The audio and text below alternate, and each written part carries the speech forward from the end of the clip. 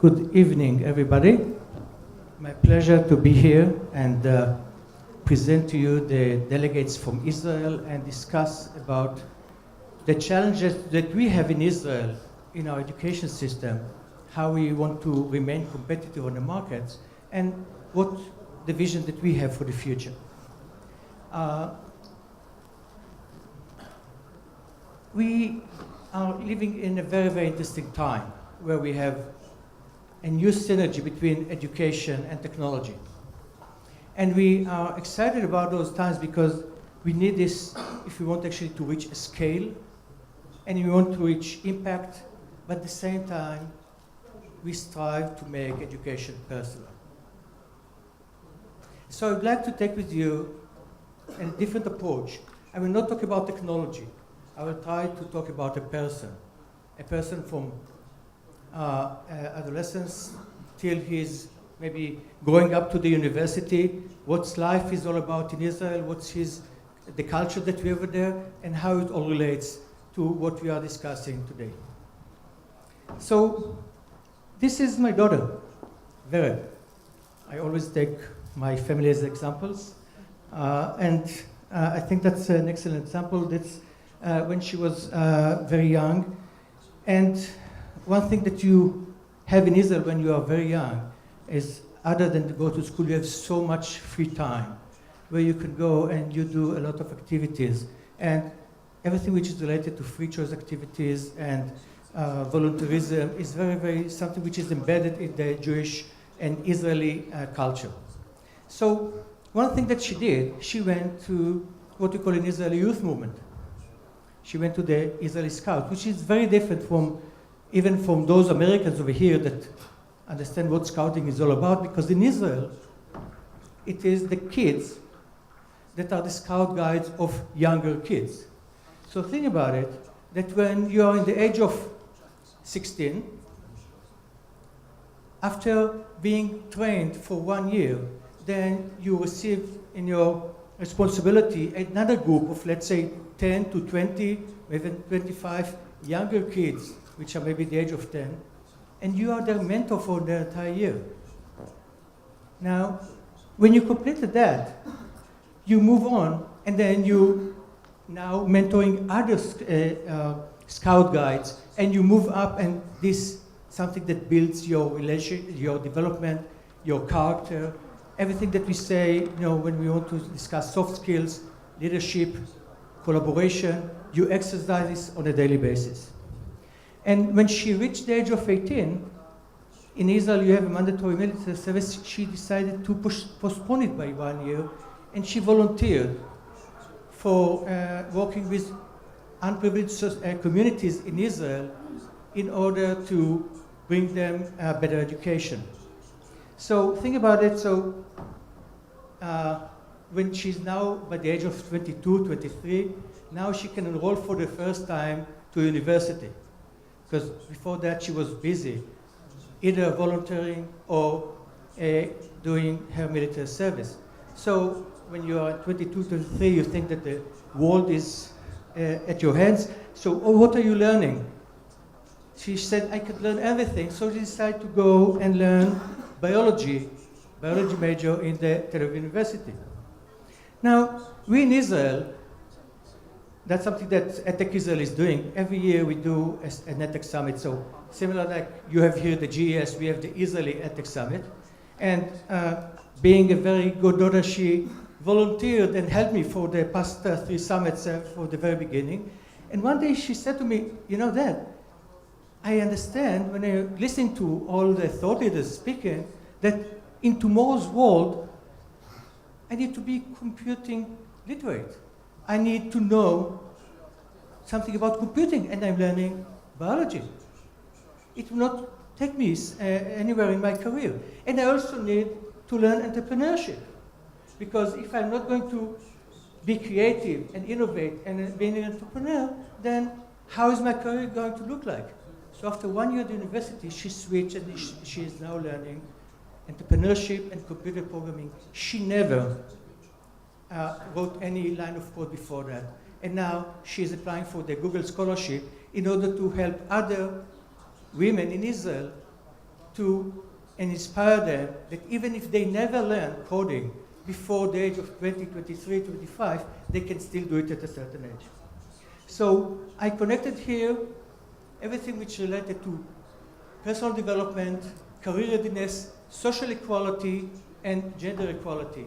And all this, I think, is what we are going to hear today on the panel, that we are going to discuss everything which is related to the ecosystem, because ecosystem is a lot of things together. It's not just one part of the equation. So everything which is related to social businesses, higher education, investments, and philanthropy. So that's the cue to go to our panel.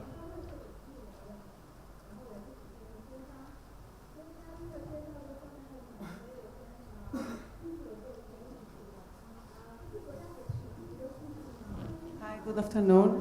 My name is Ruth Chazan. I'm from the Technion. The Technion is the Israel Institute of Technology. It's like MIT. It's one of the leading institutes in the world in general and in science and technology in particular.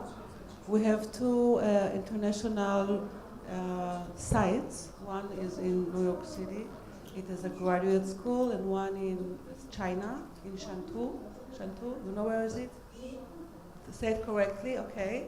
In Guangdong. I'll be there on Thursday. It's an undergraduate school. And I am the dean of the undergraduate studies at the Technion in the main campus in Haifa. We have 10,000 undergraduate studies and students. And the Technion is the main provider of the workers for the high-tech industry in Israel. He is one of them. Okay. So this is about the Technion, and I would like to talk with you about our students. So yesterday you heard from Saul Zinger and now from Yaki that our students, they finish high school, they go to the army. Sometimes they went before to the youth movement, but you forgot one thing. After the army, at the age of 21 or 22, they go to a trip to relax after the army service. So in many cases, they go to South America, they go to the Far East, and so when they come to learn the Technion, they are very smart, they know many things, but they are at the age of 22 or 23 or 24. So think about it and compare this age to the typical age of students, undergraduate students, who start studying in the US, in China, in many other countries. They are mature. They come to study a profession. Ben Nelson talked about yesterday about the fact that in many cases, young people go to college to have fun. When they come to the Technion, they come to have a profession, to be engineers, to be scientists. So first of all, they want a profession. They are at the age of 22 or 23 or 24, after the army service, after the long trip, it's usually long trip to the Far East of South America. And in many cases, they have families. So if you take everything together, you will understand that it's not a typical student, a young person. They should work because they want to be independent financially. They do not want to take money from their parents, so they should work. But what happens at the Technion is very unique, and it will explain many other things.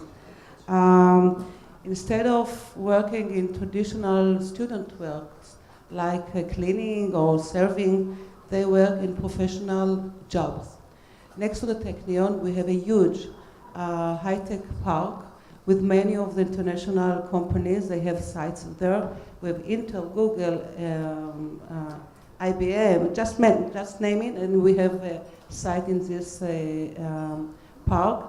And many of the students start working in these companies in the third, or sometimes in the second years of studies, out of 4. So that means that they work 2 or 3 years while they are studying in parallel. And it's not that they work for 2 or 3 hours a week, they work about 20 hours every week. So think about it, they are 23, 24, they study in the most difficult university in Israel, They are surrounded with many clever students, and instead of dedicating the entire week for studying, the part of the week, half of the week, they work. And they earn a lot of money, by the way. So at the age, furthermore, they are not willing to replace work with scholarship. We ask them specifically. And why? Because they want the work experience. They are the Y generation. They want to have a competitive advantages over their peers. And they know that if they graduate with some work experience, they will have this advantage. So think about it. They are finishing the undergraduate school at the age of 26 in the good, okay, they study more than 4 years because they work in parallel. So sometimes it takes them 6 years to complete their undergraduate studies. They are 28, 29, but they were in the youth movement, they were in the army, they worked for half-time job for 2 or 3 years. So you cannot compare their experience and maturity with other students, undergraduate students in other places. So, and all the characteristics that have mentioned here today about innovation, about social skills, about networking, they have a lot of big networking. They get out to the market and have all these qualities. So it's not surprising that they go out to school, they start their companies, they start their business, they are prepared for life. And I think that this is a part of the explanation to the startup nation. So, hi, my name is Leo. I'm the founder of Infogun. Infogun is a platform for kindergartens, preschool education. Basically, we're bridging the gap between what's happening at the preschool itself into what is happening at home. We're allowing parents to be more active in the education of their kids, understanding what the kid has learned in the preschool, in the kindergarten itself, and carrying on the education that they've learned over there at home. In that way, we're scaling and multiplying basically the impact of the education. But I want to talk about change today. This is what I do for a living, but I want to talk about deep change. And preschool education is a perfect example for that. Preschool education globally probably gets the less funds out of all ages. But if you look at the graph, in preschool education, this is the area where you have the most impact. Every dollar that you put in between the age of birth till 6 gets an ROI, a return on investment from taxpayers' money for the government as a grown-up of about between $18 to $20. This is pretty much the last research. The older you get, the less ROI you get. But look at the system. The system keeps on investing most funds in K-12 and onwards and not in preschool education. Now, why is that? Because we need to change the language. We need to change how we look at the system. Our global education system is practically broken, and it's fine. We're doing the wrong things. We're sitting here, we're talking about education technology. We're talking about the fourth industrial revolution. We're talking about AI, artificial intelligence. We're talking about bots. We're talking about autonomous cars. This is all great, but the system itself, okay, the people, us, we're still thinking in a mindset of 50, 60 years ago. We can keep on talking about technology, but tomorrow our kids are going to sit in a classroom in front of a teacher that is going to carry on teaching them math. Why is that? Has that anything to do with the language that we use? Is our mindset stuck in a paradigm that we need to change? So basically, I think we need to break those silos. We need to change the environment of how we talk about education and how we look on education. Take, for example, the World Economic Forum report from 2015, if I'm not mistaken. It talks about skill sets and about how the occupations are going to look like between 2020 to 2030.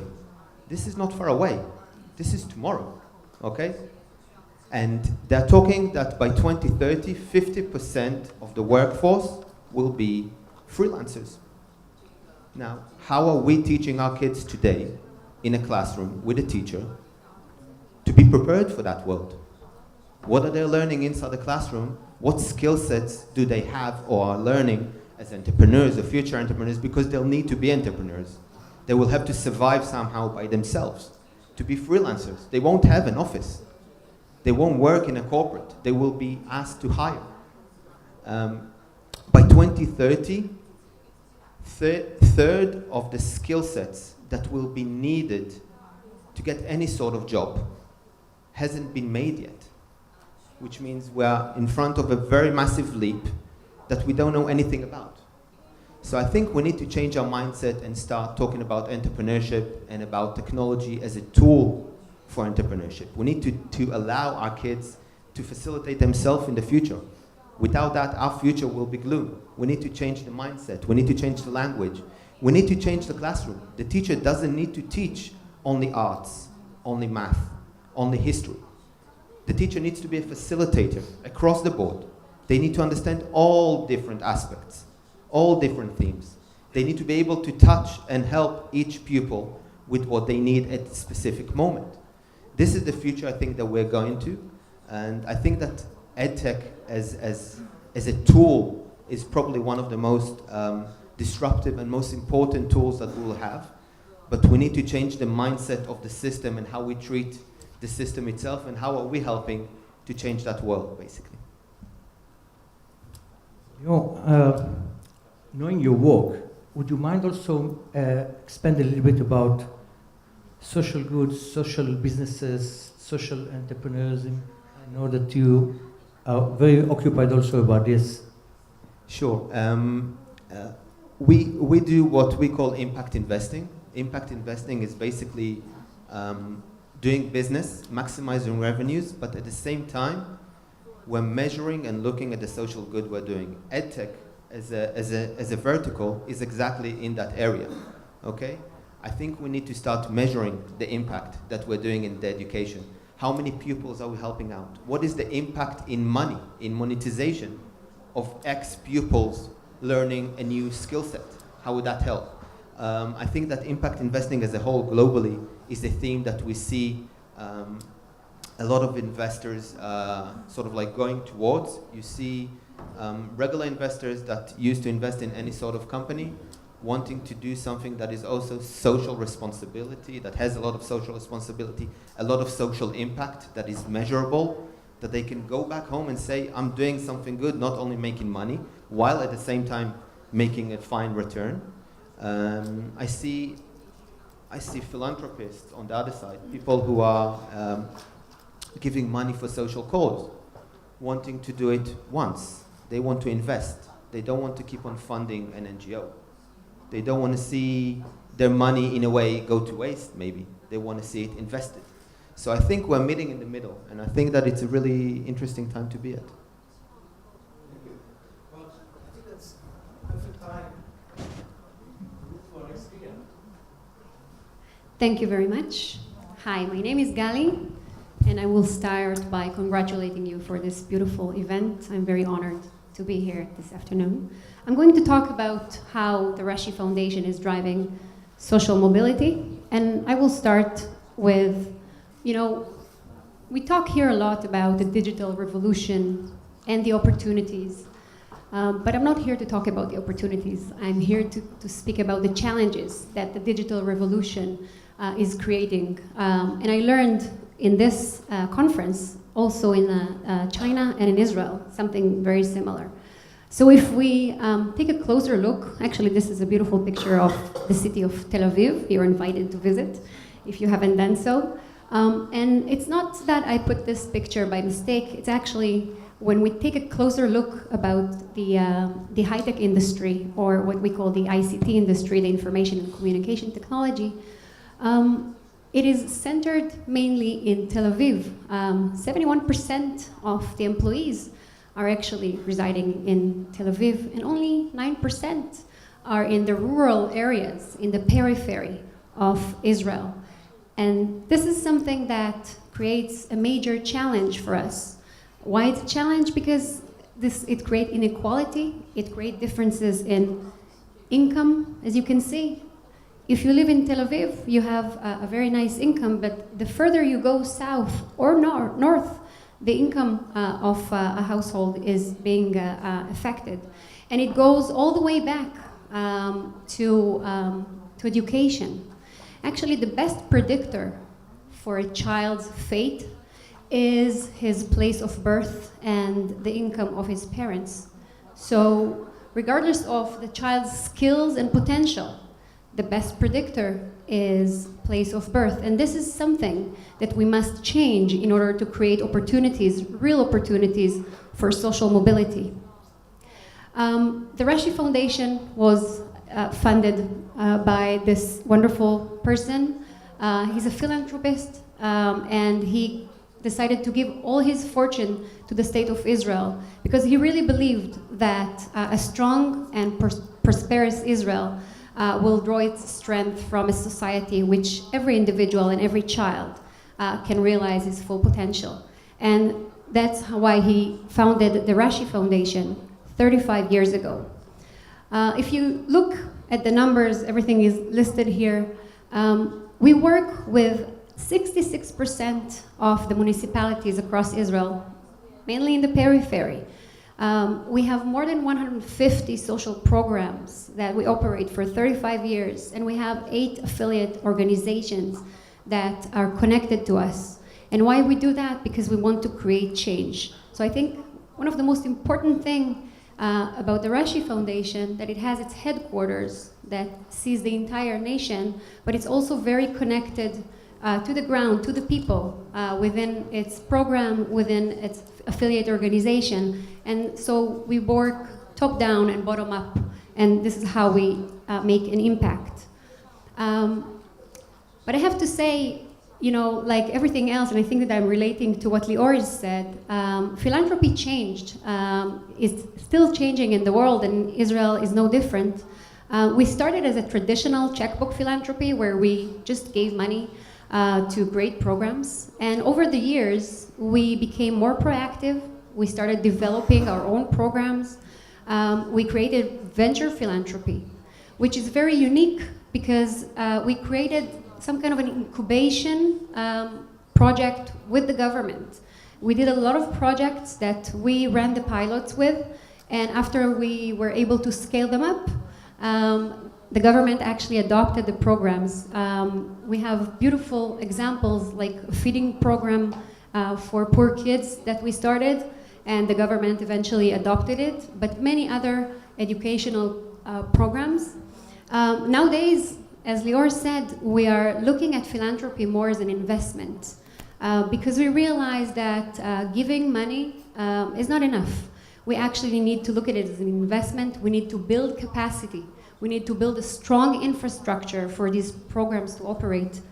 A program is not enough if you don't have the right infrastructure in place. We need to build sustainability.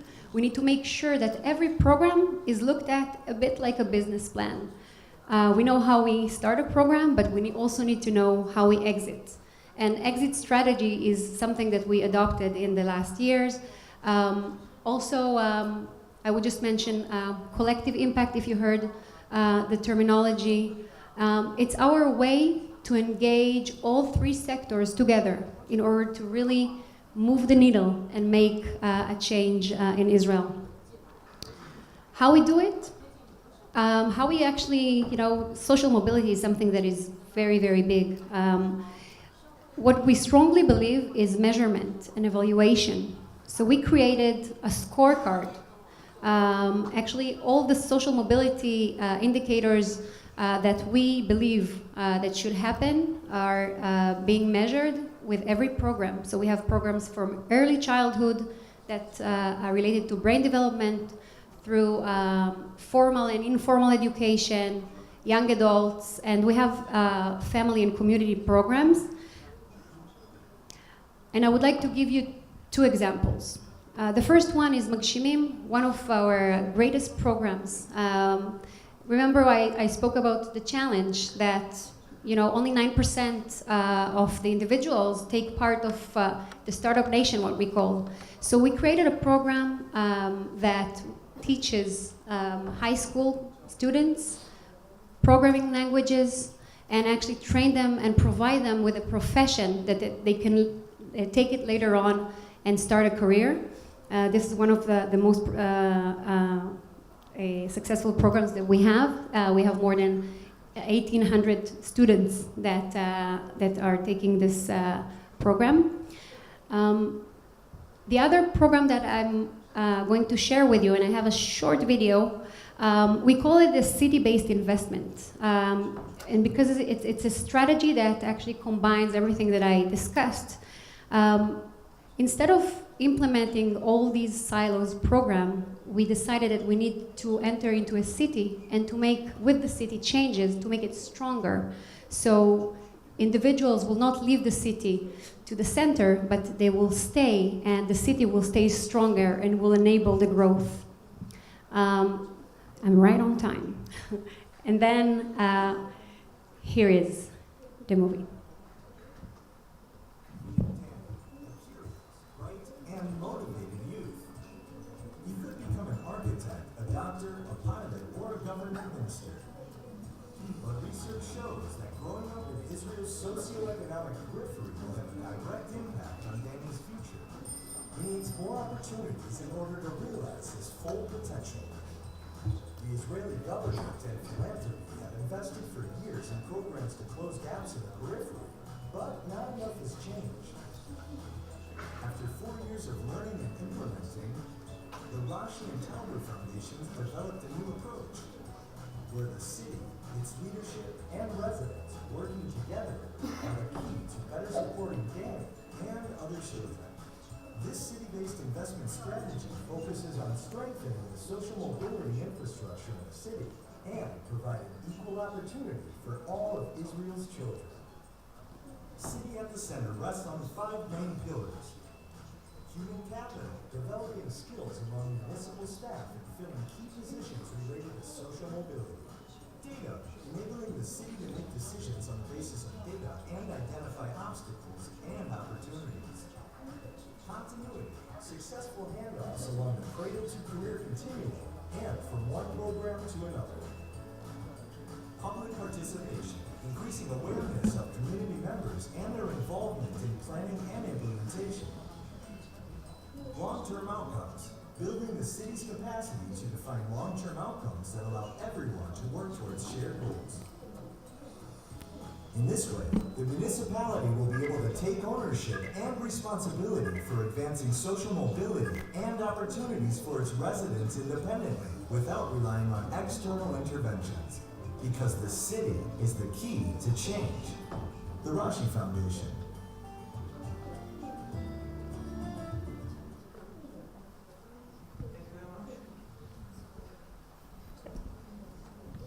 Hi, everybody. My name is Joshua Schwartz, and I want to thank everybody for joining us this evening at the end of a very long day. I want to start my comments with a confession, which is I am not an Israeli. So what am I doing here?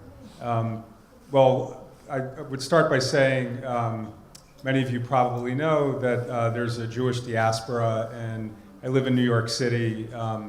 My grandparents were in Russia and Europe, and 100 years ago made a decision to travel west instead of to the southeast, and therefore I was born and raised in America, but like a number of Jews around the world have an affinity for Israel and just feel like it was almost by chance that my fate was growing up in the U.S. as opposed to Israel. So I'm an investment banker by day, and I work in the area of mergers and acquisitions and investments.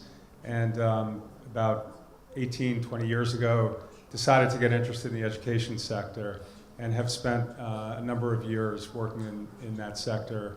In the last few years, I started wondering why there's a global trend towards ed tech and a lot of activity, and Israel seemed to be slow to the playing field. And so a few years ago, we partnered with my friend Yaki to launch the summit that he mentioned, which is on the screen here. And the idea of it was to try and increase awareness, because Israel has a number of unique characteristics, which we believe, looking from the outside, are very compelling and should make Israel a global hub for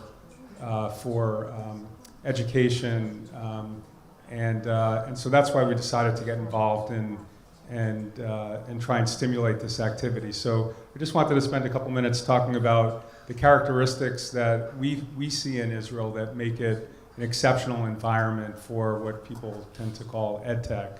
And several of the factors which I would highlight are unique local catalysts, abundance of talent, and global leadership in technology.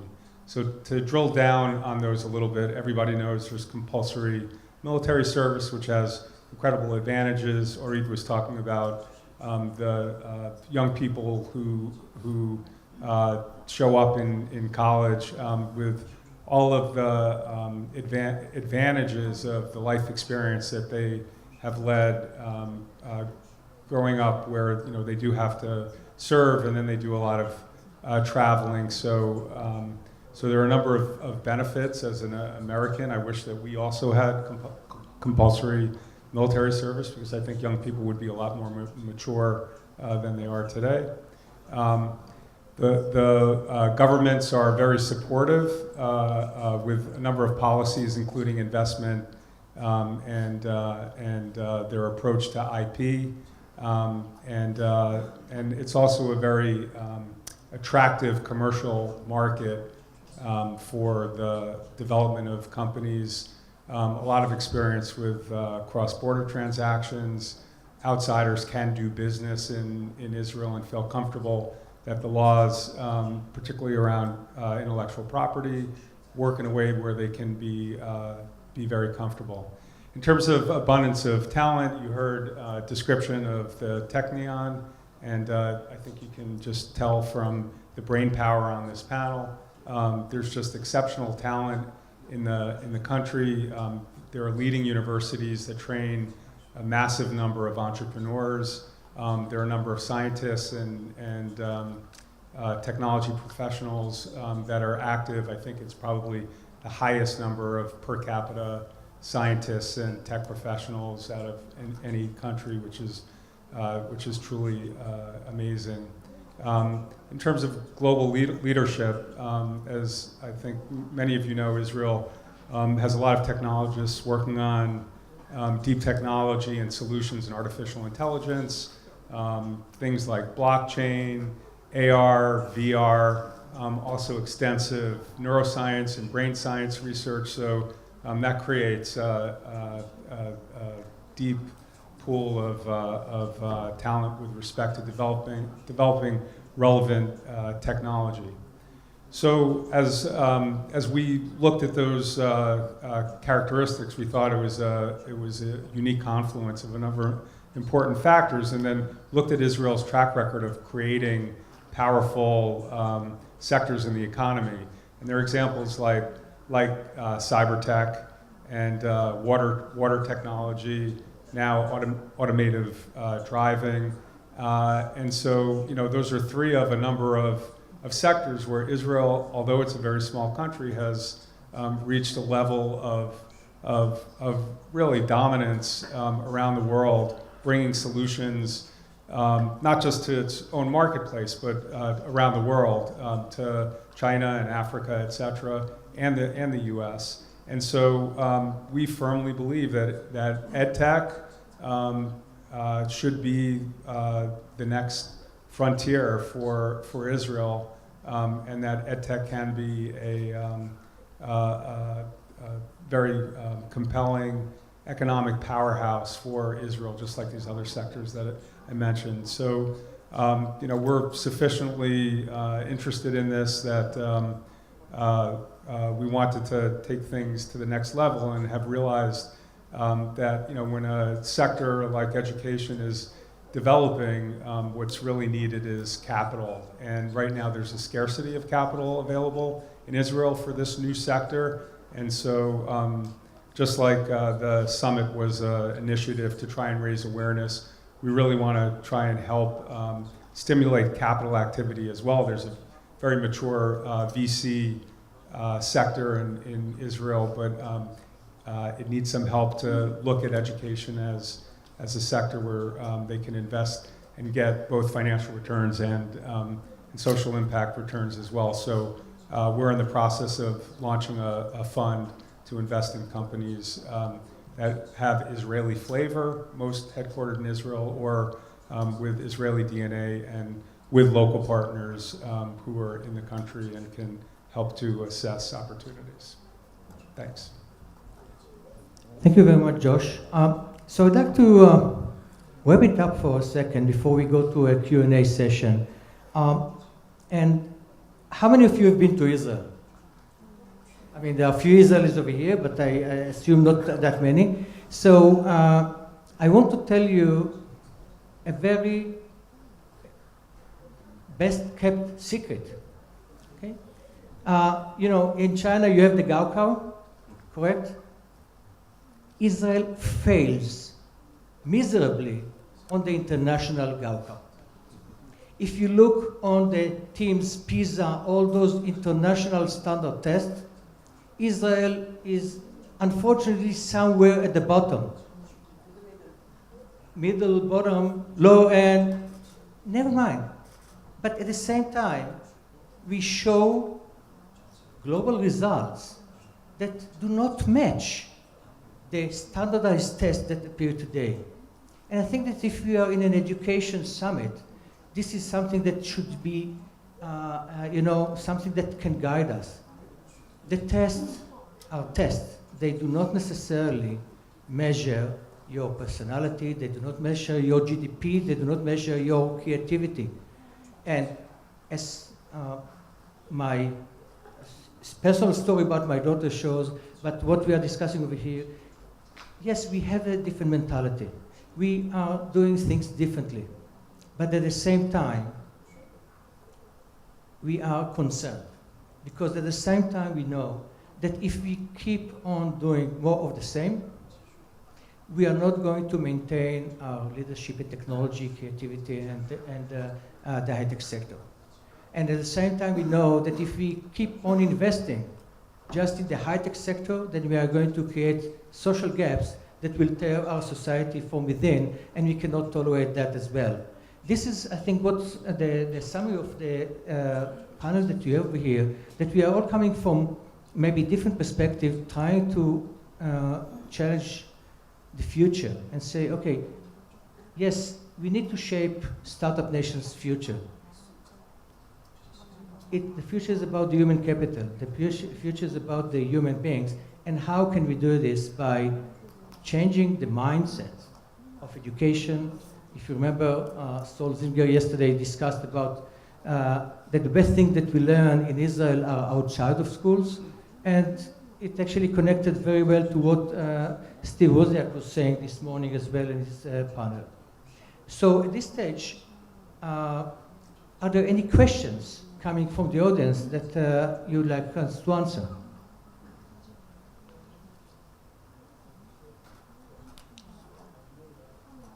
Yes.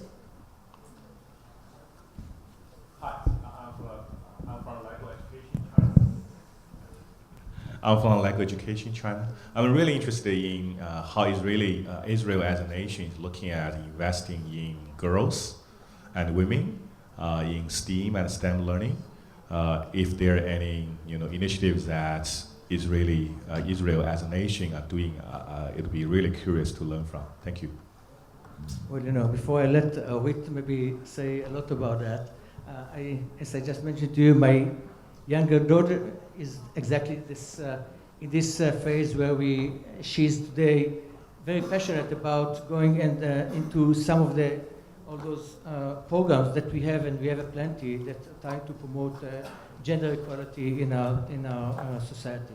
But Orit, you probably have more data. Do you know how many people live in Israel? Can you estimate, please?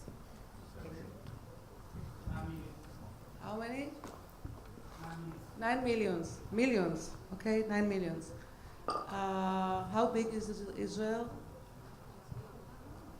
It's very small. It's okay. Okay, and if we want to keep our competitive advantage, we understand that we should let each person, either boys or girls, to express their potential. And we cannot let half of the population to be out of the job market, out of the high tech, out of the the jobs with the high income.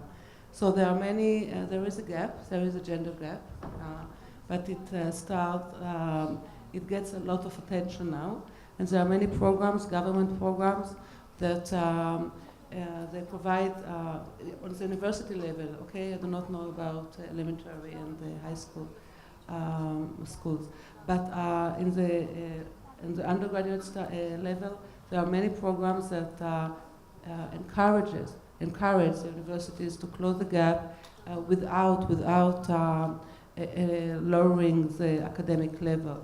Okay, what we do think is that sometimes we do not like the special programs for different genders. We do not like it because we think that how people think is distributed evenly, more or less, between men and women. So what is attributed to be as a male-dominated way of thinking, a girl can think like this, and the opposite. So we offer different programs to study basic skills, like in computer science. We have more courses for students who did not program before they start their computer science studies at the Technion, or didn't program at all. In the main engineering faculties, mechanical engineering, aeronautical engineering, electrical engineering, they have exposure days for high school female students who come to the Technion to see what it means to be electrical engineers or what to be a mechanical engineer, because in many cases they have misconception what it means. So in the last several years, it was about 5 years ago, it was 7% in these faculties. Now it's about 30%. And on the overall level at the Technion, we have 40% women and 60% men. I would like to take this idea and maybe expand a little bit. Everything that is related to gaps that we believe that should be closed, we are trying to close them, and when we identify a gap, whether it is a gender gap or social demographic gap, we tend to have, say, a lot of attention from different parts of the society in order to close it. For example, a few years ago, it's been identified that Orthodox Jews lack the skills that actually allows them to maybe to reach to the job market. And this started to become a very severe problem. So they started to provide very unique programs to, let's say, change this future for those for this specific type of society. I believe that today, when we try to take one of those sectors and we try to make a change over there, it's as Gali just mentioned, we try to do it, but then bring it to a certain level and then let it continue by itself. And I think that this is maybe one of the unique things in the Rashi Foundation, that they over the years developed a model. I mean, Gali showed you some numbers, but maybe the numbers for China do not mean a lot.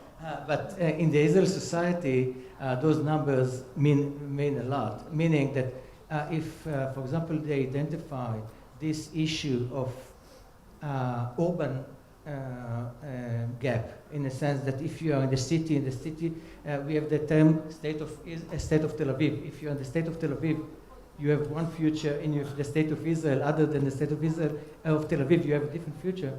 And when they developed this program, they have the scale that they can actually do it with so many municipalities. But at the same time, they already know when, at what point they will exit from this and will allow the municipalities to go forward. Any more questions? Well, if you don't have, yeah, go ahead. Thank you. So I have a question for Leo. Maybe as you mentioned about impact investment. So do you want to elaborate more? So who are the investors, and what do they expect from the companies or organizations? Also, this question also goes to Gali. So in your foundation, so you started venture philanthropy in 2010, something like that. So do you consider it as impact investment? Thank you. Okay, so basically impact investment or impact structure is looking at three different aspects, basically. We're looking at returns. As an investor, I expect a fine return. I won't get into maximizing revenues or not maximizing revenues, but I do expect a business return that is equivalent to the average in another industry, okay? So that's the first. Second, I want to measure the social impact, the SROI that it has. I want to understand, it's like a business plan that you have on one side, on the other side you have to have a social business plan. I want to understand how you're going to impact society. What good are you going to do, okay? And how are you going to measure it? Without measuring it, it's air, basically. And the third, which is, I think, the most kind of difficult thing to catch, is the intention. It means the DNA of the company. The entrepreneur that comes to the table, does he or she have the right intention to build something that will have a massive social impact on society? Now, this is kind of tricky, okay? Because something that we are creating. It's kind of a special model that is, I think the easiest way to describe is kind of a pay-for-success model that you build with the government, that you as a philanthropist, you take the investment and the risk upon yourself. And if the social project succeeds, then the government pays you back. So this is something that we created. But like anything else in investment, I think there is a spectrum. And if we mark the edges between philanthropy and normal investments, I think that the Rashi Foundation is leaning towards more impact-first investments. So, for example, we will invest only in programs that we have a guarantee that impact will be achieved. And if worst come to worst, then it will be a donation. So it really, I think, how you define impact investing is really depends on the organization. For us, we decided this is the best policy that we would like to take, because measurable impact is what we are trying to achieve. And of course, if it will bring us some extra dollars for further investment, it will be great. Thank you. Can I add something small?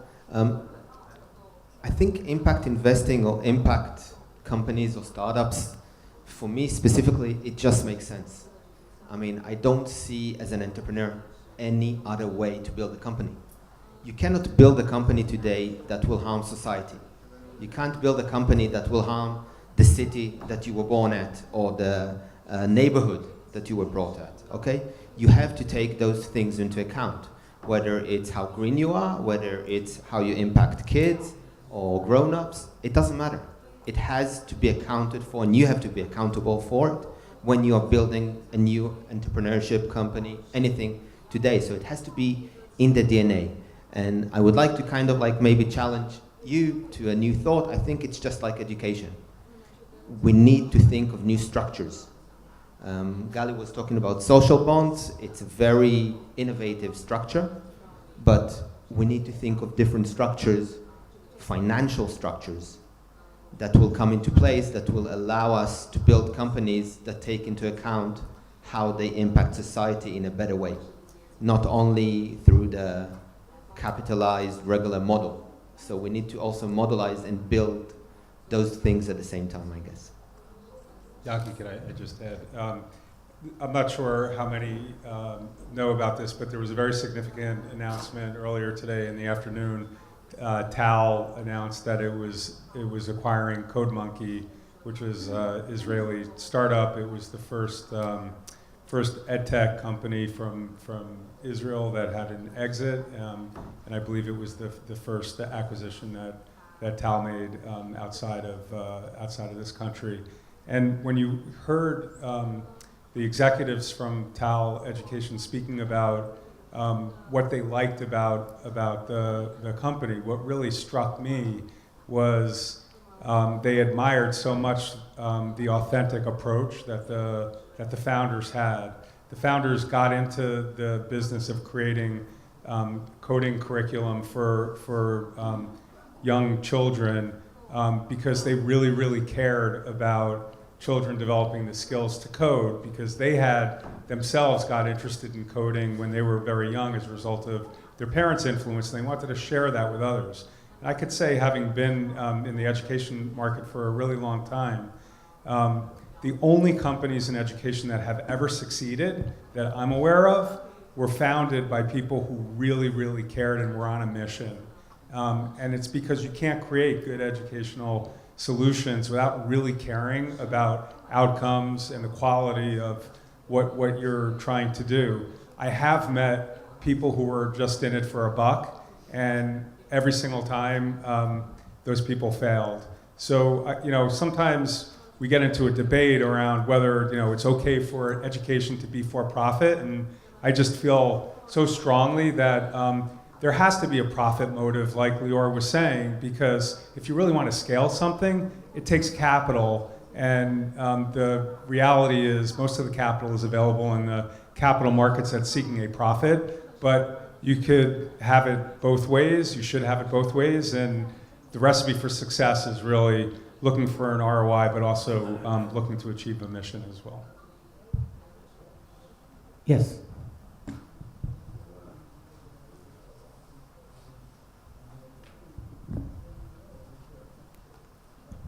Hi, I'm from Israel, as you know. So in my mind, there's a huge gap between innovation that is coming from Israel and actually financing locally. Out of the, I think, more than 20 different incubators in Israel, none of them actually focus on education. So the question is, why is that the case in Israel? And more importantly, how can we change that? I would like to suggest a solution, an answer for this question. It's why are we here? Why did we came all the way from Israel to be part of this global summit? We believe that by creating the conversation between our ecosystem and other ecosystems, this is where we share experiences, this is where we learn from each other, and sometimes there are times when you are in a certain location, but you already maybe see the future in a different place. If we go back to the US market, the US market was saturated with EdTech accelerators a few years ago. You can hardly meet them anymore.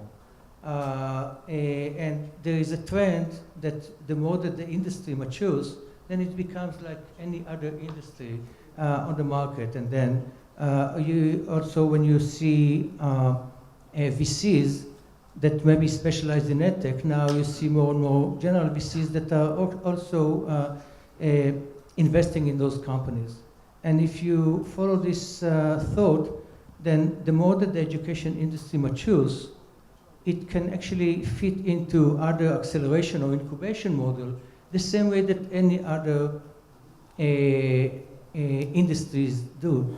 Now, in Israel, we have a lot of accelerators, for example, the ESP 8200 or the Mass Challenge Israel. And if you look at those accelerators, like 3 or 4 years ago, they had 0 at the companies. Today, they have so many that are actually going through those accelerators. So, and they are general purpose accelerators. So this trend that maybe was more evident 3 years ago in the US, now it is evident in Israel. And so I'd like to suggest that the more that the industry matures, then we are treating this industry as any other industry. And when you have in Israel so many accelerators or incubators, then if you have a business, it should be business. And if I take exactly what Leo said. He said he expects them to be full of impact, but we also expect them to be full of business. So if the entrepreneurs cannot show a business case, they should not ask for pity. They should not ask for someone to give them maybe better terms than other, maybe more successful industries. They should try to fight for it. We are not saying that's easy, but I think that in today's announcement of CodeMonkey is definitely something that we, as Israelis, are very proud of. I think that it is remarkable. We always try to convince the Chinese giants that after investing in the US market, the next market they should look at is the Israeli market. And in our summit in June, we had the people from TAL Education, we had iTutor, we had so many other Chinese companies coming over to Israel, as well as delegations from Japan, from India, from the US, etc. And I think that if we are connecting the dots, it seems like we are in the right direction. So with your permission, I think that we need to conclude our panel. So I would like to share with you a Jewish tradition. We are this week, can we bring this up, please? This week in Israel, this is a national holiday. It is the Festival of Light, or Hanukkah as we call it in Israel. And in this week, it is a tradition to light a candle every day. So we started exactly 3 days ago with the first one, and then the second, and now the third. And this one is the Shamash, the one that is lighting all the others. So Josh would like to maybe do this with me and light the candles. Only if Avi doesn't want to do it. Avi, okay.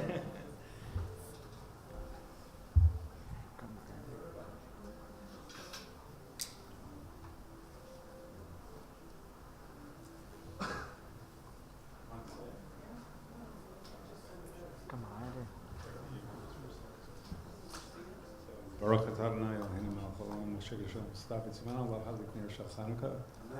Baruch atah Adonai Eloheinu melech haolam asher nisim l'avotenu b'yamim chakim b'zman hazeh.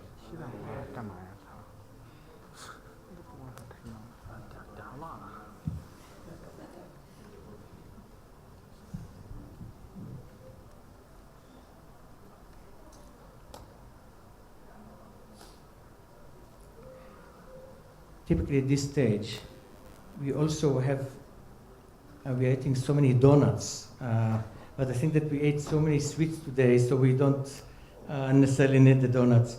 So, thank you very much for being with us and sharing the things that we bring from Israel, and we really love to be over here, listen to other views, and feel free to approach us with any other questions that you might have. And I wish all of us the rest of successful GAS. Thank you very much.